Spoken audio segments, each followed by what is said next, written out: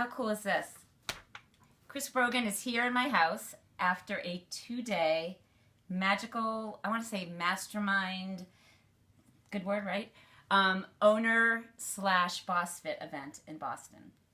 And one of the things Chris said the very first day we were there was he had us jot down a lot of things that we wanted to take away. But one of the things he said is, do not leave this room until you take away the one thing you came for. Mm-hmm. And not that this was the one thing I came for, but on day 2 I was thinking, oh my goodness, I should totally do an interview with Chris about Instagram because I've been Instagramming during the whole event. So when I asked Chris the second day if we could do an interview and it could be right there at the hotel, he said, I'll just come to your house, no problem. So here we are, and I'm just so grateful that you made the time to be here. Thrilled to be. So Instagram, Chris Brogan. I want to talk to you about, well, first of all, I want to find out, how long have you been on Instagram? Not likely even a year, I think. I think I only just started a year ago, and I maligned it quite a lot when I first saw it. I thought it was horrendous. I thought it was this place to make fake album covers out of your crappy life. But you're not making fake album covers. I see a peek into your life that is a bunch of selfies, mm-hmm. often with your mouth open and your eyes bug-eyed, which, mm-hmm. and more importantly, inspirational pictures of you working out at the gym. And so I'm really curious, is your feed to hold you accountable for this healthy lifestyle path that you're on? Or what is the reason that you're posting there now? Sometimes I post my learnings. Sometimes I post that, today I put up, today I just punched the clock, meaning I did not do an incredibly great workout. In fact, it was one of the worst I've done in maybe a year, but I got there and I did the work that I could. So other times what I'm looking to do is I'm contributing to a small pool of people who are also seeking some push to keep going. So I would say inspiring, but it's whatever the community version of inspiring is. I'm not the lead example. I'm an example in a small, let's say, mosaic of people who are doing that sort of thing. Mm-hmm. And so that's my contribution to a bigger pot of stew. Gotcha.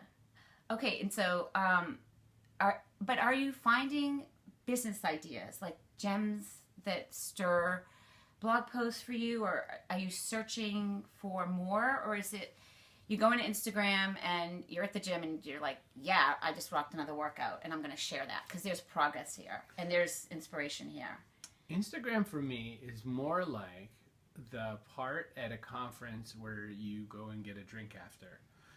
I don't do anything businessy there, except what I do is I talk to people who I have some kind of interest in or think are somewhat interesting. And I only do business with people I like, which is most people. That's what we do. And so I try to learn a little bit more behind. And so it could be that it's, I'm watching my friend Mitch Joel, who's at the TED, none of the little tiny TEDs, he's at the big one. So he's met Martha Stewart and Tim Berners-Lee and all these, Peter Gabriel the other day, and it's just amazing. And so right now I'm just basically watching an envy feed.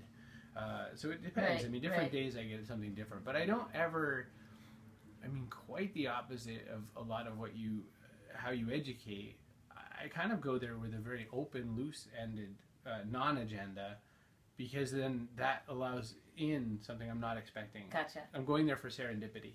Gotcha. And so are you how frequently are you searching your name and finding, I'd love you to tell the story what happened this morning when you found that quote that you've written. Oh yeah. Well, I never search my name except that I look for the comments kind of thing to make sure that if someone's saying to me, hey, you should go look at this, I do go and answer when people say that. And so someone wrote that woman, the actor whose name I just told Sophia. Somebody nice. Sophia Bush. Sophia Bush. Sure. So it's really strange, that particular photo, I have no idea who took it. I have no idea whose notebook that is. It went up on Tumblr about a year ago, and suddenly it just kept going around and around and around Tumblr. And I would get a mention sometimes on Twitter, and I'd say, oh, that's interesting. And it's just a quote I said. And it's going viral on Instagram.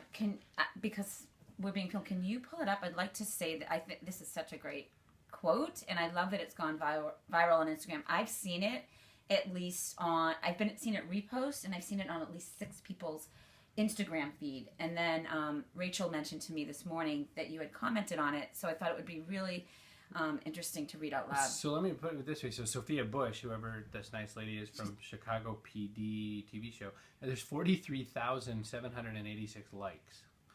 It says, and she says it's a regram from someone else. Right. Elite Daily. Don't settle. Don't finish crappy books. If you don't like the menu, leave the restaurant. If you're not on the right path, get off it. And I guess when Elite Daily posted it, which was yesterday, there's only about 3,000 likes, but it's been all over Instagram all of a sudden. Right, it's awesome. We do, yeah. One of Jack's friends, I guess, had also posted something about it yesterday because that's how I saw that it had crossed the threshold. So. Right. So not only have I seen it in a notebook, but I've seen it on Instagram where people have taken those words and put it in a branded post.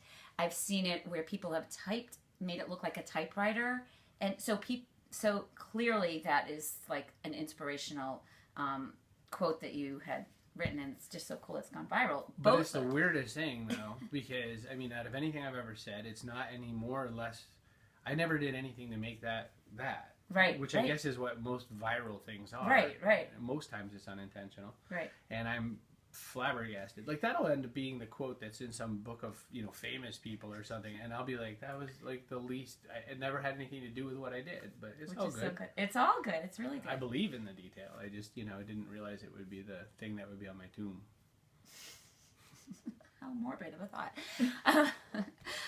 So the last thing I want to talk about in Instagram about you is your username and how I found you on Instagram. So what I did before I went to your last live event in Boston, I searched on Instagram your name because I like to search to see if there's any conversation before I get to any event on Instagram, similar to how people do that on Twitter. I just like the visual eye candy much more than the words because then I can see the username and I can see what they're posting. So last time someone posted their ticket that they bought online, and then of course Jack posted that she was going to be there, and that's how I got to meet Jackie on Instagram before I got to the live event. But it took me a while to find you. So I searched your name, and then I saw all these other quotes and people with their arms around you at various conferences and all that. And then I saw a really cute girl with big muscles. And then I followed her 3 feet because I was more attracted to that. And it brought me to you, to your name. So nothing lost. Yes. Very curious. So first off, the choice not to use my name was to say, this is really me off duty. Like, this is the liner notes to my album. It is not the music. Don't ask me about songs. The number one thing you don't do when you meet a famous musician is talk about music.